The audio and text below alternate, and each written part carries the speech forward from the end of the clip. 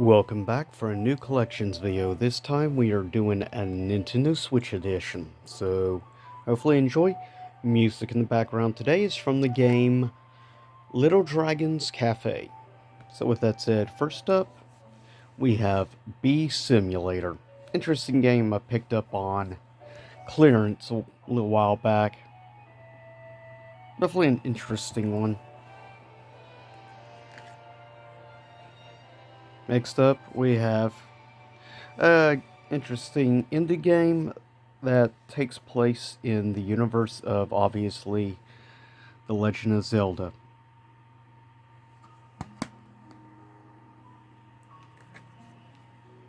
Next up, we have Luigi's Mansion 3. Like I said before, it's not a bad game. I've only played a small amount so far, though I still will stand by the original is arguably the best. And for me, this is probably in third place. But the interesting, multiplayer things and stuff makes this game definitely a little more interesting. Next up, Space Invaders Forever, celebrating, of course, the all-time arcade classic, with interesting remakes or redone versions with an interesting new twist. It's definitely interesting. Next up, we have The Legend of Zelda, of course, Link's Awakening remake, which I'll be honest, I really like, as it is the classic, and I kind of like the animation style they went with in this, honestly. Next up, an interesting game, to say the least. It's not like there's really not too many other games I can say out there that's quite like this game. And also, it does have a somewhat simplistic but charming art style as well. Next up, a action style platformer, which is definitely different. I did face, unfortunately, some frame rate drops and stuff in this game, though it is a multi-platform, so you're probably better off getting the game on a different console. Though it's still not a bad game overall. However, this game gets a lot of hate. Is it a great game? Not by any means, not truly. Especially given the people who worked on it did Nights in the Dreams, in my opinion, a all-time classic.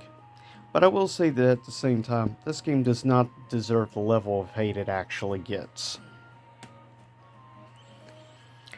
Next, probably one of the definitely probably of indie games I have played on Switch. This is easily one of my personal favorites. An interesting indie game that's actually been around quite some time. It is also nice the fact I found this on clearance a while back. Next we have The Collection of Mana, which of course is an all-time classic from Square. If you have Final Fantasy Adventure, as it's called, Secret of Mana, and Trials of Mana original. Definitely a pretty cool little collection.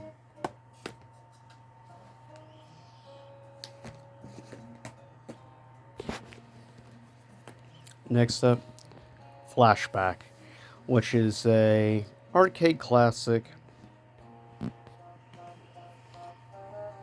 Definitely a little different, but I like the art style used in this. It's definitely different and unique. And that's something I do actually appreciate, is interesting and unique experiences. Also, Killer Queen Black, another interesting platformer game. And yeah, as you see, it's actually a multiplayer game, which is interesting, as you can do up to 4 people on TV and up to 8. as well, which is interesting. It definitely gives it a very different feel and style because of that. Speaking of, next we have Little Dragons Cafe, a very charming game that I'm surprised more people actually don't talk about. It honestly looks like a game that came from like the GameCube, but that's not a negative thing towards it, as the GameCube is one of my personal favorite consoles. But I do like games like this, interesting experiences and unique compared to many other games out there. And that is not always the easiest thing when it comes to indie games. Sometimes, but so many indie games feel like one another. Next up, of course, Minecraft, because why wouldn't I have Minecraft? As well as Minecraft Dungeons.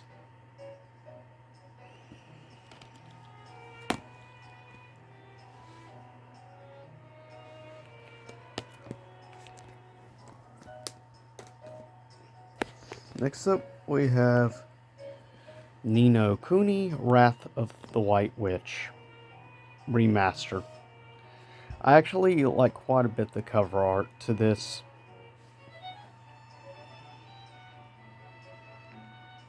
And I love the whole, of course, as I said before, I love the whole animation art style used in this, since it harkens more to like Studio Ghibli films.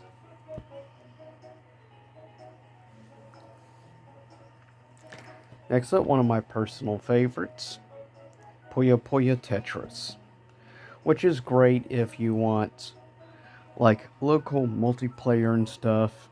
That's one of the things that makes this game specifically a lot of fun. And it's weird the fact it actually has a story mode, which is interesting given this is a crossover style puzzle game. But I've always had a love for Tetris, and Puyo Puyo is definitely an interesting series.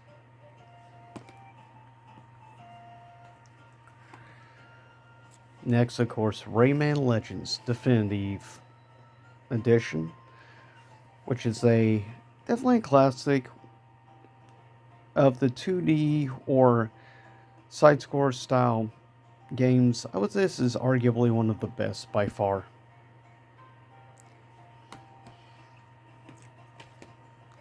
Next, we have a game that I personally ended up enjoying quite a bit, that being Super Bomberman R. If you're a fan of the classic style Bomberman games, this is definitely some I highly recommend checking out.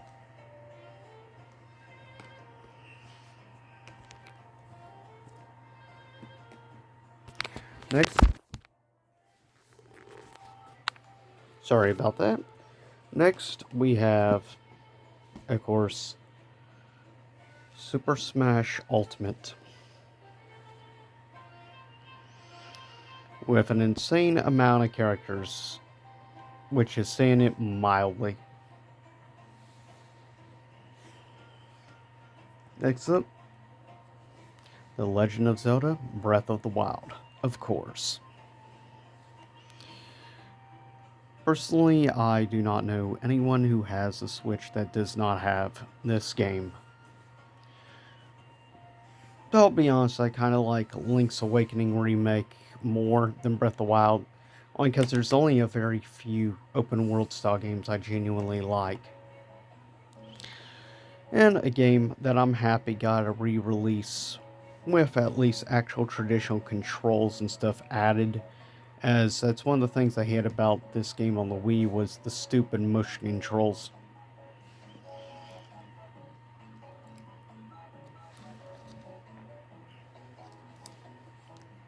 Definitely, in my opinion, the best way to play this game is arguably on the Switch. Next up, a pretty cool collection series of indie games. It is cool. For one simple price, you get all 4 games. It is legitimately a great fantasy style side-scroll series.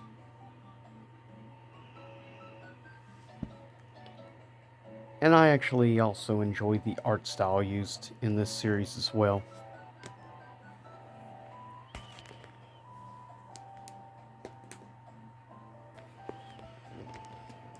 Next up, game I've already done a review of back a while ago, that being A Hat in Time, which I thoroughly enjoyed, and it definitely harkens back to like N64 classic, early 3D style platformers, which I actually appreciate a lot. There's definitely a lot of charm, and I like the characters as well.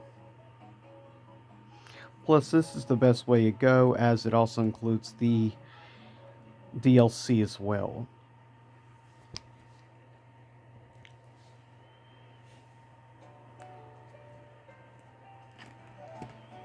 Next, of course, great game from Platinum Games.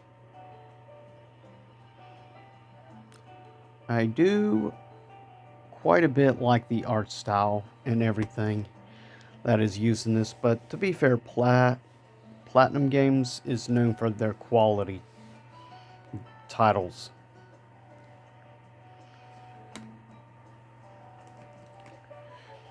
Next up, a pretty cool indie fighting game with characters from multiple different indie franchises, like, of course, from Cave Stories. You also have, of course, Shovel Knight, and many other characters. Oh, and of course, don't want to forget The Binding of Isaac.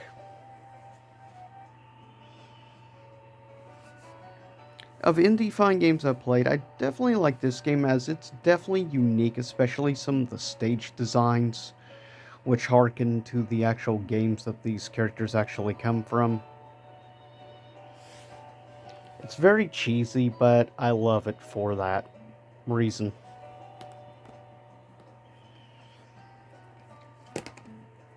Next up, of course, BlazBlue Cross Tag.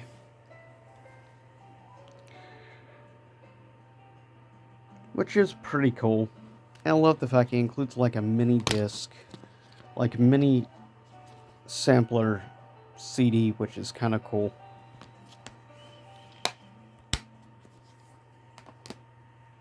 Also, Bloodstain Ritual of the Night. As I've already said before, I absolutely love this game, and I will never stop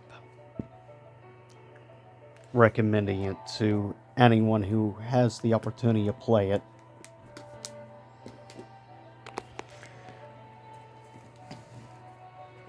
Next up, Daemon X Machina, which is a pretty cool cel-shaded art style robot game. Basically, it plays, I think, at least a little bit similar to Armored Core, but I actually love the art style, the cel-shaded with the robots. I think it was definitely a good choice.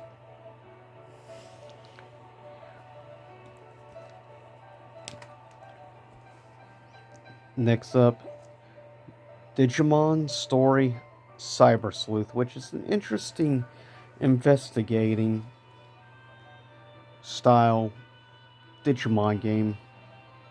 I like how there's definitely a variety of different style Digimon games today. This is arguably, in my opinion, of the more recent era Digimon games, is probably the best one, at least from my personal perspective. Next up, of course, Dragon Ball FighterZ.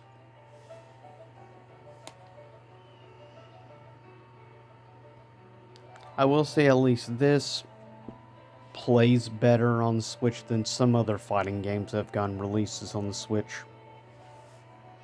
That's very much appreciated. Of course, also Final Fantasy XII, The Zodiac Age,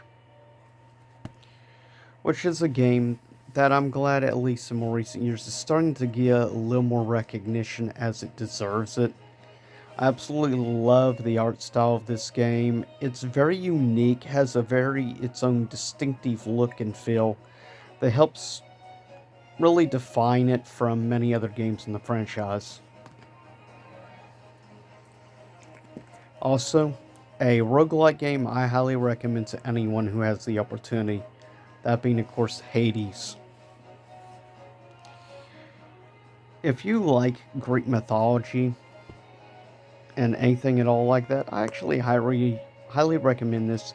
And if you've played roguelikes or if you haven't played roguelikes, this is then, I think, actually a good introduction to roguelike games.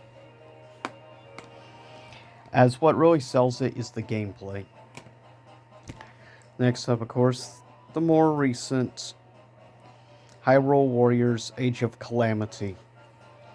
Sadly, this game does not run the best, unfortunately, on the Switch, because when there's a lot of enemies at times on the screen, boy, does the frame rate take a nosedive. That is one of the unfortunate things. And why I hope they do release a upscale version, Switch, a Pro model, as of course it's been a rumor back and forth for like 2 years now. Next up, Marvel's Ultimate Alliance 3, The Black Order.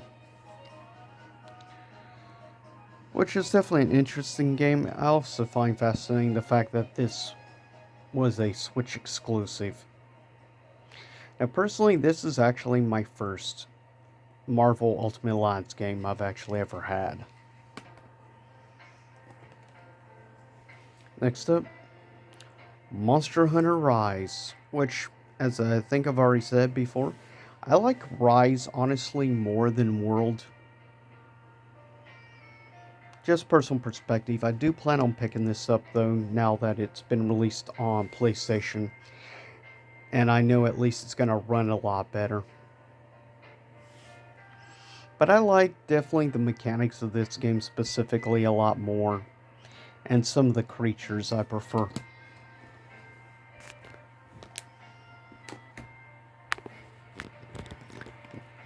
Next up we have My Hero One's Justice. Obviously from the My Hero Academia series. Next up, Namco Museum Arcade Pack. A great variety and interesting spin on some of the games as well. It's arguably, I think, one of my preferred, actually, Namco museums. Next up, we have Oddworld Munch's Odyssey. I still need to get New and Tasty. I feel this is one of the more arguably underrated in the Oddworld series.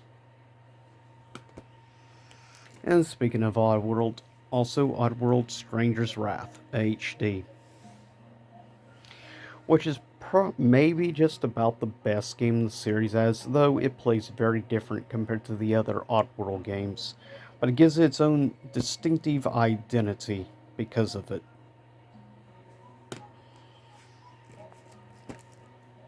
Next up, of course, Power Rangers Battle for the Grid. A great fighting game in its own right, and the fact also, if you're a fan of like classic Marvel crossover games, then you would arguably very much enjoy this. And the fact it also has good netcode. Next we have Shantae, however you want to say the name, Half Genie Hero, which is arguably, at least of the ones I have tried, is probably my personal favorite.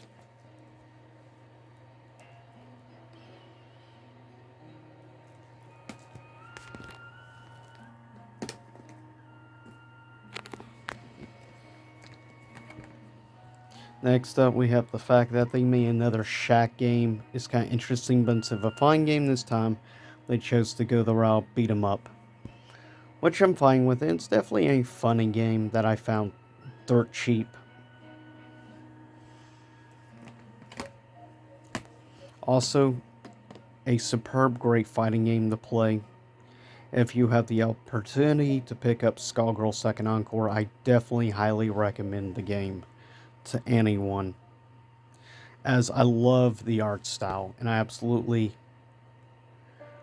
really like the soundtrack, as I do have a side of me that really does appreciate and love good jazz music. Next up, SNK Heroines Tag Team Frenzy, which is an interesting game to say the least.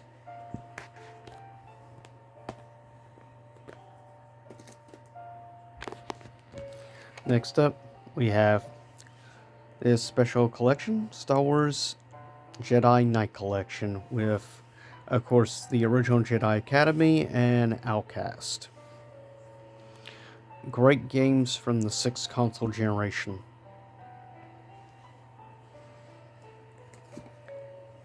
And next, Street Fighter 30th Anniversary Collection. Because, like, it's really a surprise that I have it. Definitely a very different style Dragon Ball game with Super Dragon Ball Heroes.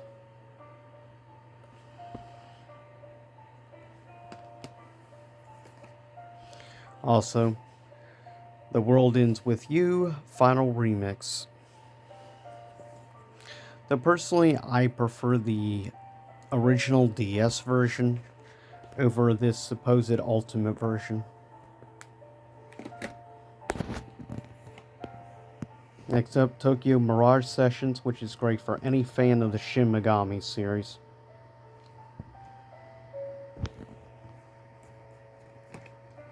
Also, Xenoblade Chronicles Definitive Edition. I still need to get regular 2. Then, of course, also have this. Eventually, I'll probably get around to getting 3.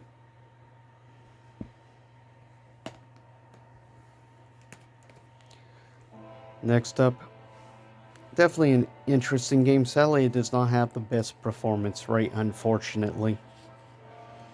But it's an interesting detective game.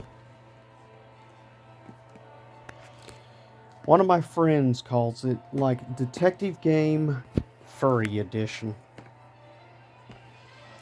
Next up, Assassin's Creed The Rebel Collection, which is great as you get Black Flag and, of course, Rogue being one of my personal favorites. Also, my favorite AC game, Assassin's Creed 3 Remaster, which of course also includes Liberation. And this would, of course, be the game that would introduce naval combat to the series. Then an interesting, like, horror theme, like, investigate game. Definitely different.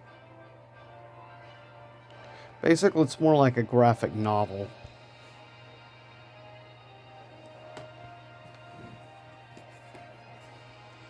Into the Dead 2, a really cool arcade style zombie game where you basically should take down waves and waves of zombies and other creatures. L.A. Noire, maybe in my opinion the best game from Rockstar. Personal opinion. I just prefer the tone, and I like the 1920s style setting and everything time period. It's really cool.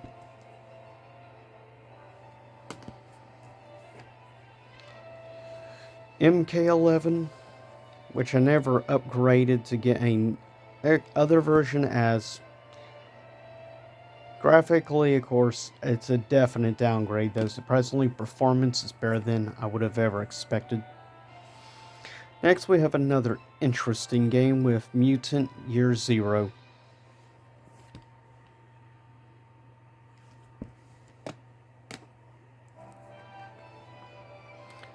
Second to last of the regular stuff, Shin Megami Tensei 5. If you like difficulty, this is a good game then for you.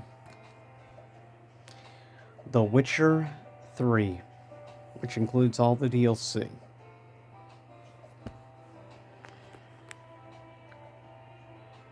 Hold up for a sec. Next up is a few special things. One, a import copy I got a while back of Ultra Street Fighter 2, as at the time I couldn't find an American copy, so I imported from Asia.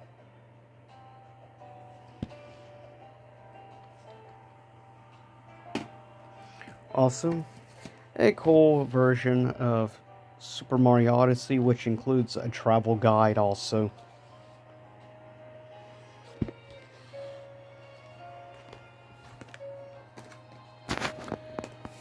Also, the collector's edition of course, Danganronpa, which includes all the games in one giant tin. Last of the regular stuff before I show you the games that I haven't done in pickups yet. Of course, in fact, in the last week, this got a sequel finally. Definitely a very charming, but at the same time, very sad game. Okay, now, the games that I have yet to show on pickups. First up, we have this cool little thing I found on Amazon for a good price with 2 classic games.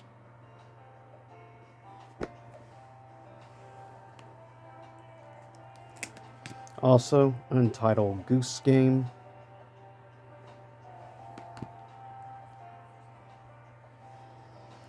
Atari Flashback Classics.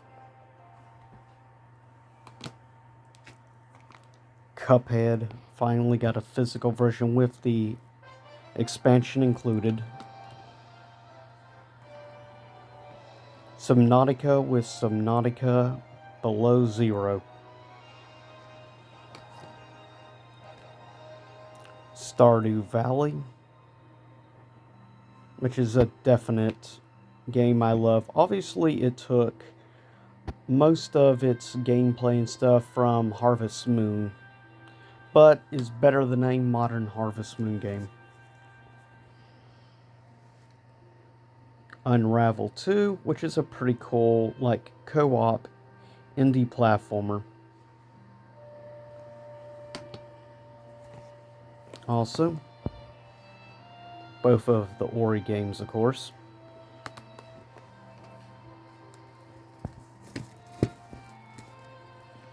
Also, Lego Worlds, kind of like the Lego take on, of course, a certain Minecraft. Also, a pretty cool cult classic from Namco Bandai.